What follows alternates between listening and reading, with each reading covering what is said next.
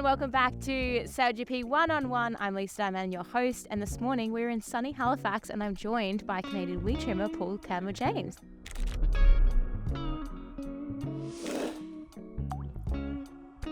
Thanks for coming to the podcast. Thanks for having me. Yeah, what a place. Where else would you rather be, honestly? It's beautiful, isn't it?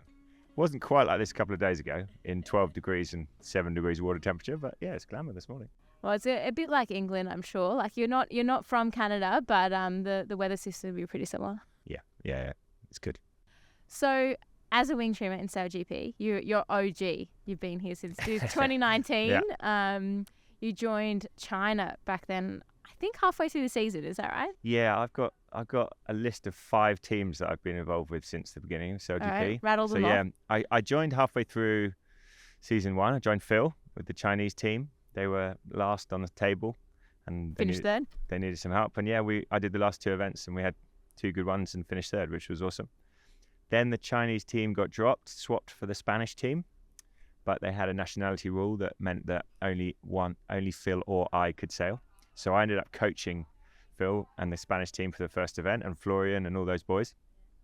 Then the French were struggling, so basically Russell called me up and said, I want you to sail with the French. And I totally blanked that one out. Yeah, no problem. When was that? But like then COVID 2? happened. Oh, So okay. I never actually sailed for the French, but I signed contracts for the French and started with them. And then just as COVID was finishing and the events were starting up again, Jimmy called. And you're not going to say no to Jimmy. So yeah, then sailed with the Americans for 2.5 years. And then Jimmy left, and so did I. And here we are with the Canadians, which is cool. Yeah, that's epic. So I guess Jimmy Spithill is massive in sailing and in the sport, and he's really helped develop the sport to what it is today. But I mean, maybe give us a little bit of an insight what it was like sailing with him, and then we might get on to what it's like sailing with Phil. Well, you know, it actually all started with Ben, because I did an America's Cup with Ben as a wing trimmer. So, and you know, Ben and Jimmy are 2 of the most opposite people you can sail with. You know, Ben on shore is very quiet. You then get him on the water, and he performs at his best when he is angriest he can possibly be. Yeah. And yeah, that's kind of hard to sail with, because I don't really perform very well like that. But it's amazing to see him being able to make these decisions when these are excellent decisions when he's that angry, and he just gets so focused. And then you turn on to Jimmy, and Jimmy, who's kind of punchy in the press conferences, you know, he's full of banter on the shore. You get him on the water, and he's just unflappable. You know, we could be winning regattas, knocking out our flight controller, have him lying in the bottom of the boat. You know, we went through some stuff with that team. He's just level. You know, his tempo never raises, which is phenomenal, and that's a really nice environment to sail in. And Yeah, a really good leader. a really good leader, exactly, really, really good leader. Yeah, then you go on to Phil, and Phil, you know, arguably is probably one of the best talents out of all of them when he's calm and when he's enjoying himself. He's a little bit more like this. Ben's up here all the time. Jimmy's like here, and Phil's like, you just don't know what you're going to get. Exactly. And it's kind of actually a big part of my role is to make sure that he's enjoying himself and he's, you know, having fun, and that's when he's performing his best, you know. And when he does go into these, you know, these stressed moments, it's trying to get him out of those and get him back into when he's performing well. But yeah, it's been quite a pleasure to sail with the 3 of them and notice all the differences between all 3. And what about you? Are you a chill sailor? Or are you going to pipe up sometimes? I definitely work best when I'm chilled, but I have a little bit of Phil in me where I can get angry and not perform very well. So it's controlling those emotions. So you balance each other out well. Yeah. But I was like Phil in terms of when I was sailing, I'd get a lot of firsts, but I'd also get a lot of lasts and disqualified. So we work well together, and we have some similar traits. And okay, from wing trim perspective, you touched on, obviously you were with Ben at the America's Cup, which is, when did that start for you? Sort of that's when the wing technology came in. So you've sort of been here since the beginning, and I'm not just trying to toot your horn here. I think wing trimmers are pretty important on an F50. If you don't get that right, the whole sort of boat can break down. But do you think being there when the technology was developed and that learning phase has kind of helped you obviously easily transition to SailGP, but then also be poached on different teams and wanted to be, Well, it started actually even before I was wing trimming, because in the 2013 America's Cup, that's when wings came about in the Deed of Gift match back in the day, with those massive things that were that seem quite clunky nowadays with the tech we've got. But so 2013, I was driving for Luna Rossa in the America's Cup, and we were developing the wing that we had to put on the 72, and we had a bunch of small ones that we put up before then, and then we had the AC-45s. So that wing technology started then when I wasn't even a wing trimmer, I was a helmsman back then. We then did the 2013 Cup, and then there was a British team starting, and obviously being part of a British team as a Brit was pretty special. So Ben was always going to drive, but there was a spot as the wing trimmer. So yeah, I transitioned into wing trimming, and there was a pretty steep learning curve, with Ben on that wing trimming. And we had to design the systems, and we invented a new system to put in the wing. So there was plenty of development within that wing trimmer role. Obviously did the 2013 Cup, and then moved into SailGP. And there's a bit of a difference with the SailGP now compared to how it was in the old days, where in the Cup we were very limited in power. So the amount of movements we could do on the wing was very limited. Because you had the grinders with the only power source, whereas now we've got batteries powering. Exactly. Now we've all got your infinite movement, which is way nicer for us as the wing trimmers. You can just do what you want now. Exactly. And the grinders don't yell at you too much, right? Exactly. I've got free reign to control everything, which is awesome. And you can do as many maneuvers as you want as well. So, it's a bit of a different game. Yeah. But there was plenty of... And then the new wings came about for SailGP, and I was kind of involved in testing those and trialing all those out. So yeah, it's been a good road. But the wing product we've got now is by far the best product that we've ever had, and it's awesome to see them swap between sizes. And we used to have to tune those things for hours a day to get them the same tack to tack. Now you just press one button, it all just goes gee. Perfect. Yeah, thanks, SailGP Tech Team. Exactly. I guess as a wing trimmer, you holding the power of the boat. You've had some hairy moments. Maybe give us an insight into some. You broke your leg on one of the roundups. That wasn't your fault though. It was. Yeah. So one of the features of these wings is you basically have a pivot point. So where the wing rotates on the platform. Now you can put that pivot point very far forward and have lots of load in the wing sheet, which makes it hard to pull in and out. Or you can put it very far back, but then sometimes you get into a situation where when the wing is very twisted, there's more area in front of that pivot point than behind. And that means the wing will sheet itself on and heel the boat over, even though you don't want it to happen. So you've got a loose sheet, it's out, but the wind is actually pushing it back up with the way that the wing is twisted. So. And it's a bit of a nuance on SailGP wings that happens. And yeah, it's a trade-off for every other condition. But yeah, going into Copenhagen, first time we've used the little wing, or one of the first times we'd used the little wing, got a little bit twisted into a 48 knot roundup at the bottom mark. Yeah, that'll do it. The wing sheeted itself on. And what do you do then? Well, the way to solve it is actually to close the twist.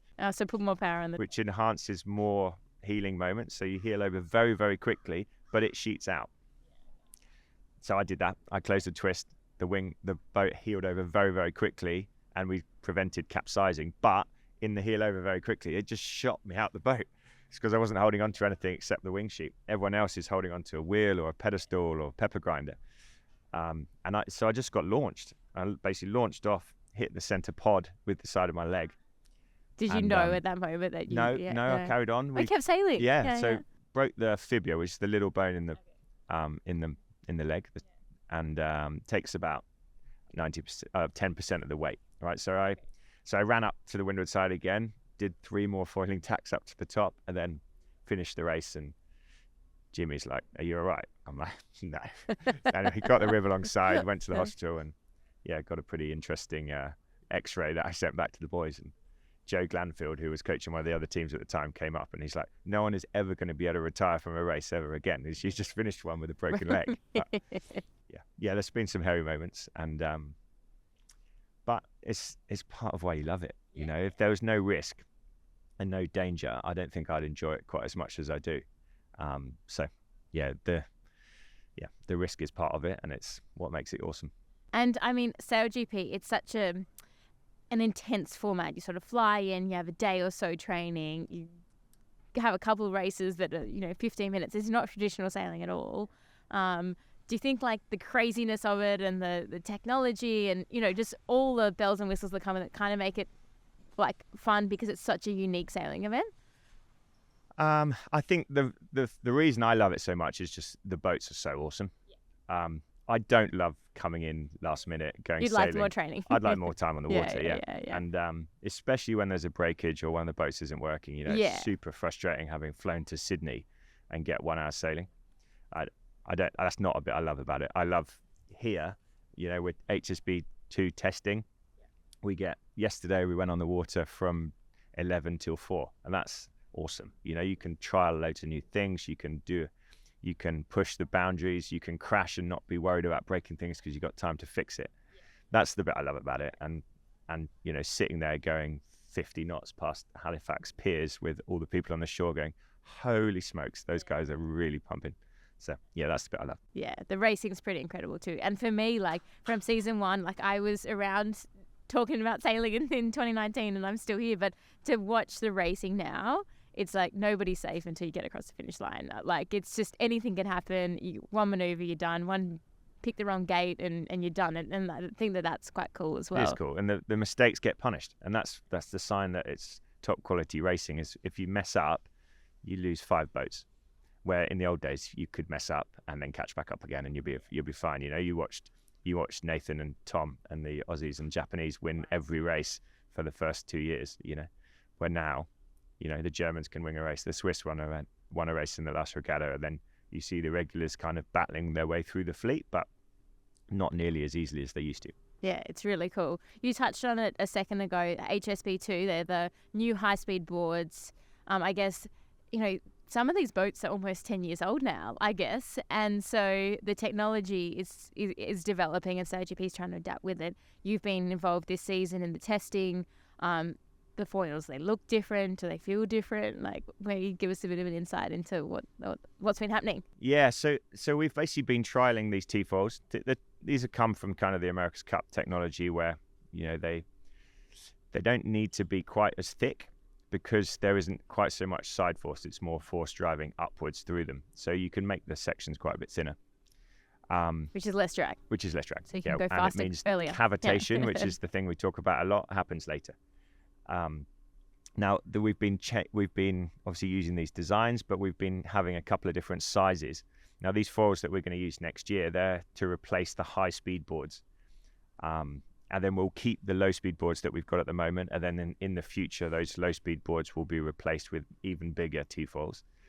But so we've been trialing different sizes of those T's and coming to some quite fun conclusions, and working out that actually these things are going to be fast. We haven't had a 20-knot day to really push the speed limits, but we've generally been sailing around kind of 20% faster than we would have done with the J's. So yeah, it's going to be interesting times next year. And is the boat handling easier as well? Yeah, I mean, flying the boat is easier in terms of up and down, but where with these foils you just put them as far outboard as you can the whole time.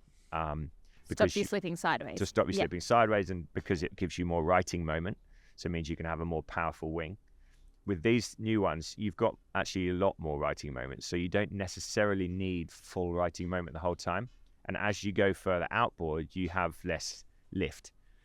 So it's a different way of flying the boat. Exactly. It's got its different challenges ahead. Exactly. Yeah. So there'll be times when you put them all the way in, there'll be times when you put them all the way out, and there'll be times when you're moving them in a straight line, and that will bring another element to the sailing that we haven't seen, and that will bring, I don't want to say it's a leveler because the experienced teams will still come out in the top, but there'll be some more different things to play with and a lot of things to analyze every evening to see which teams are doing what, and it'll be good. And it's good for us that we've got some time on them before everyone else. This testing, exactly the same with when these new wings came about, the guys that have been testing them for a long time had a good head start. So, that's why we've been pushing to do all this testing, despite the fact that often it's been hindering our regattas. Yeah, and I guess you brought Philippe Presti over with you from the US team when you guys essentially were jobless for a couple of weeks. How's he been going with the Canadian team? Has it been nice to have some consistency for you and bounce off him with those ideas, obviously with the HSB2 testing, but also with the Canadian team and the new challenge? Yeah, Philippe's the best coach I've ever used. Philippe's awesome, and swapping teams with Philippe was a big thing that we could do together, which was awesome. the good thing about Philippe, he's also very good psychologically as well. And obviously, we've talked about Phil earlier, and I wanted Philippe to be there to try and ensure that we could keep Phil on enjoying himself. So there's that. But also, with the new way that we're using coaches, we're talking to them during racing. You need a strong guy there. And at the time, with the American team, we were using the coach way more than anyone else was. And it wasn't really coming across on the broadcast because you couldn't always hear what the coach was saying. You could only hear the questions we were asking. But Philippe would often chime in with super important points. And I knew that was a feature moving forward that we needed to capitalize on. So bringing Philippe was a pretty easy decision. I think, Phil was super happy with Joe Glanfield, and I was pushing hard to try to bring Philippe because of my relationship with him and the fact I knew he was awesome. Yeah. Canadian team, it's been a roller coaster, obviously, with the ownership and the uncertainty. I can't even remember when it was now, the end of a season, knowing whether you're going to come back to the next event, and then now also probably looking for more ownership. Does that play on you guys at all? Like is it tough not knowing what the future looks like? Yeah, I mean, we'd all rather be in the situation, I want to say the Americans are in, where they know about their future, although that's probably not a very good example. The team is looking okay for the future. I would have put our chances of being in the league at 50-50 a couple of events ago, and now I'd put it at quite a bit higher than that. So, there's lots of interested parties, but we are on the chopping board. There's 2 new teams coming in next year and only 1 new boat, as far as I know. So someone's gonna go, and the best way for us to maintain our position in the league next year is to find a buyer and to be commercially viable. So that's something we're all working on pretty hard. And yeah, it does make it a bit harder for not being able to focus on the future. But then again, we shouldn't be focusing on the future as athletes. We should be focusing on the next race or let someone else worry about that. Yeah, exactly. Yeah. And we've got to be able to put that in the back of our head. And that's something Jimmy was really good at. We didn't even know the team was going to be sold until he told us it was sold that morning. So that was a bit of a shock, but also you focus on sailing, and didn't you win the last event? I can't even remember now, but you got your last couple of events were awesome as a team with the US, and I guess that happens in sport. Teams come and go, athletes move around. Your background though, university wise, you studied. I'm not sure exactly what you studied, but can you tell us and do you think that helps you with SailGP? Yeah, I basically studied engineering. So I studied something called ship science, which is an aeronautical engineering degree. It's what a lot of the America's Cup designers have. It was pretty tough, to be honest, but I did it more because I wanted looking at 2 equal sailors. If you've got one that's got a aeronautical engineering degree and one that doesn't, I'd choose the one that had the degree, especially looking at the America's Cup when there's design around. So that was a big part of the decision to do that. How long did that take you to get? Were you like, because sailing takes you away, and were you able to get it done in sort of one go, or was it? I was doing. I was match racing at the time. I hadn't started Olympic sailing by then, so I just banged that out in 3 years. Beautiful, love that. Which was good, because I'm not sure I would have gone back if I'd stopped. I did that, and I think it has helped. I'm not sure it's a prerequisite for being a wing trimmer, but I think it's pretty useful to have. Just understanding. Sailing is basically physics, and just trying to understand all those elements, especially as you're testing new things, and when the board's understanding where the sport is going. I guess having that background is helpful. Yeah, and I went into it. I came out of it thinking very differently, thinking more like an engineer, which was one thing that really surprised me. Actually, I didn't expect to be thinking differently when I came out, but I looked at things slightly differently after doing that. Well, it's been great chatting. I think exciting to see where Canada goes. Obviously, you guys came into the season, that your first season last year, absolutely firing. It's been a bit of a roller coaster of a season this year, but you guys look like you're a pretty solid unit, and it's cool to hear that you think you're in good stead in the future. Yeah, we have. It has been roller coaster, but I think most of those roller coasters a lot of them haven't been our doing. Sydney, for example, the boat didn't work. Abu Dhabi was a bit of a crapshoot. Everything else, we've kind of been in there and mixing up, and And also, like, really close to finals. So if you're not in the final, you're probably fourth. Or exactly. Like Bermuda coming up to you guys. Bermuda were equal third, and and you're like, what afterwards. happened? And I'm like, oh, you lost on countback. This is not who. Yeah. That is pretty funny when you come alongside, and we actually don't know. We're kind of still getting confirmation, and we're like, is Lisa coming alongside to do an interview because we need to be happy, or because we need to be sad? It's like, oh god. But, it's hard. I have a very hard job. Yeah. Not as hard as yours, but. No, I really enjoy coming up and doing those interviews out on the water with you guys, because it's kind of like right then when it's happened. And I mean, it's no good when you haven't done well, because I can definitely empathize with not getting what you want. But I'm really enjoying watching you guys sail, and you're a very entertaining team. So I hope you guys hang around. Yeah, you and me both. Well, thank you for joining us, and thank you for those at home that have tuned in. This is SailGP 1-on-1, and we will be back.